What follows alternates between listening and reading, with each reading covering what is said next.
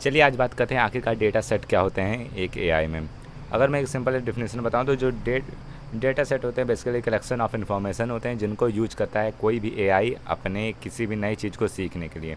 अगर मैं और अच्छे से बताऊं तो मान लीजिए एक स्टूडेंट है, स्टूडेंट की जो किताब है वो एक डेटा सेट का काम करते हैं, क्योंकि उससे जो स्टूडेंट होता है कोई नई चीज़ें या कोई नई इन्फॉर्मेशन नॉलेज के तौर पर एक्सेप्ट करता है, लेता है।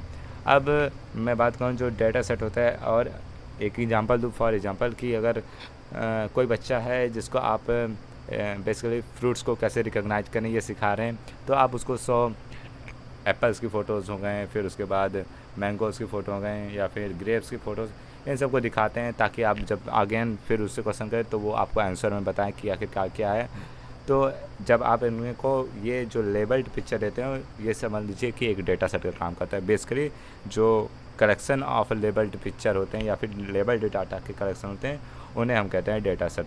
अब जो एक डाटा सेट होता है इसमें बेसिकली क्या क्या होता है, ये इमेज फॉर्मेट में भी हो सकता है, टेक्स्ट फॉर्मेट में भी हो सकता है, एंड आल्सो ऑडियो फॉर्मेट में हो सकता है।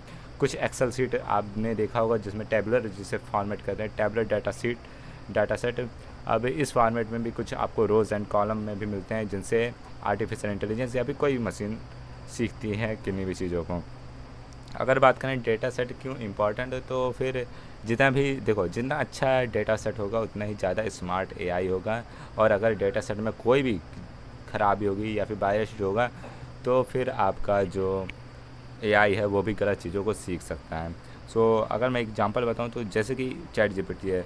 ये चैट जीपीटी का जो डेटा सेट है वो बुक से, वेबसाइट, कन्वर्सेशन से और आर्टिकल से मिलता है, जहां से वो टेक्स्ट फॉर्मेट में या फिर डिफरेंट चीज़ों को यूज़ करता है, जो कि आपको पूरे हिस्टोरी की कोई भी चीज़ें, कोई भी मनोरंजन की चीज़ें एंड डिफरेंट चीज़ों को जनरेट करके देता है।